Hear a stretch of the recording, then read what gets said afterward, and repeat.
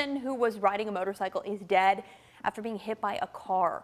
This happened around 10 last night in the Algonquin neighborhood. Police say a driver was pulling out of a driveway near the intersection of Algonquin Parkway and Dixie Highway when their car was struck by the motorcyclist. That person was taken to University Hospital where they later died. The driver of the car did stay on scene. LMPD's traffic unit is investigating. Right now, Louisville Metro Police are investigating 2 deadly shootings. Police say just after 6 last night, they responded to a home on Mars Court in a neighborhood off Lower Hunters Trace in PRP.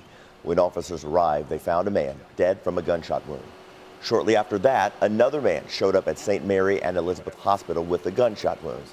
He later died from his injuries. LMPD Major Micah Shue says this event really hits home after the week we've all had. It's very difficult. I mean, anytime there's a loss of life, it's a very horrible situation. Every time I'm giving one of these interviews, it does leave a knot in my stomach, and it's not something that we want to be doing at all. The LMPD is working to determine if there's any connection between the 2 deaths. Anyone with information is urged to call the anonymous tip line at 574 LMPD. We need policies in place that will keep this from happening again. Right now, gun legislation is top of mind for many Kentuckians. Now, this comes after many people in our community are trying to overcome their grief after Monday's mass shooting. Flowers, balloons, heartfelt messages, they've all been laid out in a memorial for the victims. And now 5 newly added arrangements, 1 for each victim. You can see them placed there on the steps of the Old National Bank. There are so many unanswered questions here in the wake of what happened Monday, especially surrounding the AK-15 or the AR-15 rather, that was used in the shooting. What happens to it now? Right. So in a Metro Council meeting last night, local leaders demanded action in changing Kentucky's gun laws. Jim is live right now, and he's giving us a closer look at how that meeting played out. Jim. Yeah, good morning, Haley and Eric. We know that really gun laws come up pretty much every single time we have a mass shooting. Discussions around them, strengthening them, whether or not that's something that should happen. It's always a topic of discussion. But here in Louisville and here in Kentucky, when it comes to that AR-15 that was used in this shooting, we already kind of know what will happen to that gun. There's already laws in place that will dictate that.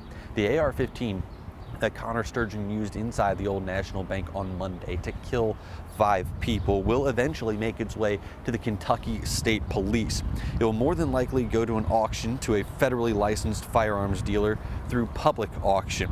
Now, this stems from a law that was passed nearly 20 years ago that requires all guns and ammunition confiscated by state or local law enforcement to end up with Kentucky State Police.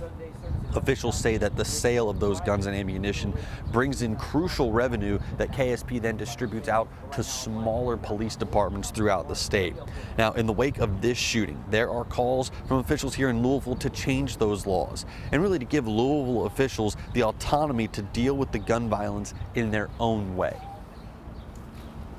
Let's change the state laws that would make me a criminal for trying too hard to stop the real evil. Give Louisville the autonomy to deal with our unique gun violence epidemic. Mayor Craig Greenberg acknowledged that right now there really isn't much that he can do. First things first, lawmakers in Frankfort would have to be the ones to take action before Greenberg and Metro Council can act. And we know that since Monday, there have been some calls across the state for a special session which lawmakers can discuss and try to act on this gun violence. But as of right now, we have not heard any concrete plans about whether or not a special session will be called. Haley, Eric. All right, Jim, thank you so much. As family and friends prepare for funeral services for the 5 people killed Monday, we're learning more about one of the victims. Allison Conway was a neighbor and close friend to Josh Barrick and his wife, Jessica. She says he was a beloved husband and father of 2 kids, a 9-year-old and a 7-year-old. Speaking with us, she described the moments of shock and pain. We went to Jessica's house when everyone heard about it and knew that no one had heard back from Josh yet, try and see if we could help find him or get an answer. Conway says she started a GoFundMe to help the family. She says funds are going directly to funeral expenses and immediate needs, but whatever's left is going to go towards a trust for those 2 kids. There's an open visitation for Josh Barrick today. It's at Ratterman Funeral Home on Bardstown Road. A private funeral service will follow tomorrow. This morning, family and friends will gather to remember Dina Eckert. Her visitation is today at Northside Christian Church in southern Indiana, with a funeral to follow. Loved ones will also pay respects to Tommy Elliott this afternoon. His funeral service is at 3 at Broadway Baptist Church. We do have details on arrangements for each of the victims at WHAS11.com. Jeffersonville police arrested 2 students after 2 separate schools received threats Thursday. Police say the threats to River Valley Middle School and Parkview Middle School are unrelated and unsubstantiated. Investigators say they arrested 1 student from each school and charged them with offenses related to school threats.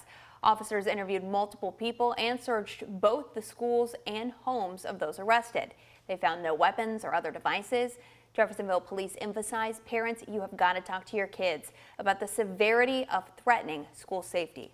Authorities are also investigating threats made against 2 JCPS schools. According to letters that were sent to parents, security was increased yesterday at Ballard High School and Highland Middle after receiving threats over the phone.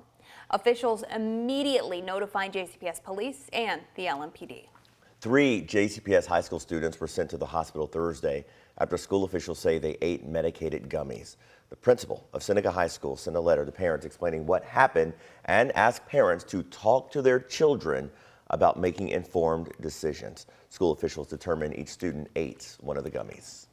Crews were busy early Thursday morning with this fire on West Kentucky Street. Louisville fire crews tell us this started at a vacant house, then it extended to occupied homes. They say someone that was passing by knocked on doors and safely evacuated a half-dozen people before firefighters got to the scene. It took about an hour to bring the fire under control, but fortunately, no one was hurt.